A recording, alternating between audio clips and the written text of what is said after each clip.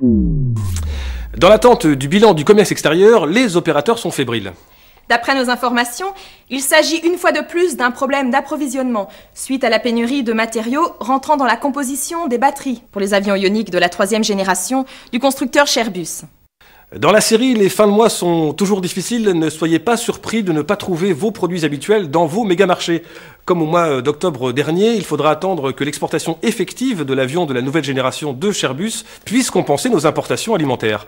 Rappelons la concurrence exacerbée à laquelle se livrent Airbus et la compagnie Airasibus sur le marché des nouveaux avions.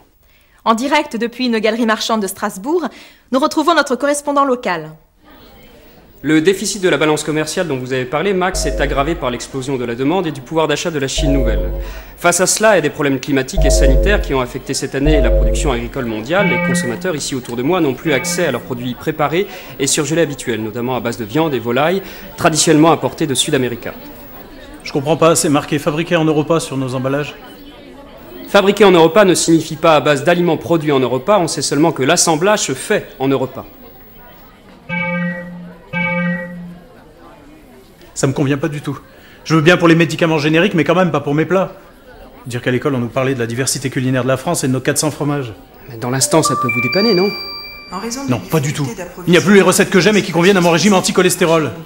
Il me faut suivre le programme santé alimentation numéro 5. Là, il n'y a plus rien dans la colonne numéro 5. Plusieurs phénomènes se sont combinés pour expliquer cette situation de crise.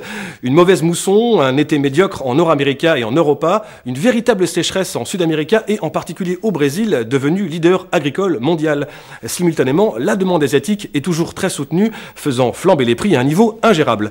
Pour en parler avec nous, nous retrouvons tout de suite Monsieur Cook. Monsieur Cook, vous m'entendez? La hausse des prix des matières premières et du fret maritime se poursuit. Si l'on ne se prépare pas à ce type de risque, tout le monde va être pris à froid. Pour ma part, je suis obligé de fermer 3 ateliers dans mon usine en février, en attendant d'être réapprovisionné pour pouvoir faire mes recettes de plats cuisinés habituels. Monsieur Cook... Ce que l'on constate au niveau des matières agricoles pour l'alimentation se retrouve également dans la filière énergétique, notamment les biocarburants.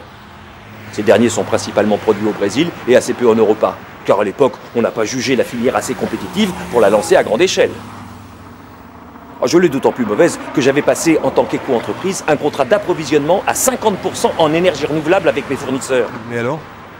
Ils viennent de m'avertir qu'ils ne peuvent respecter le contrat, pour des problèmes de livraison sur les biocarburants en particulier.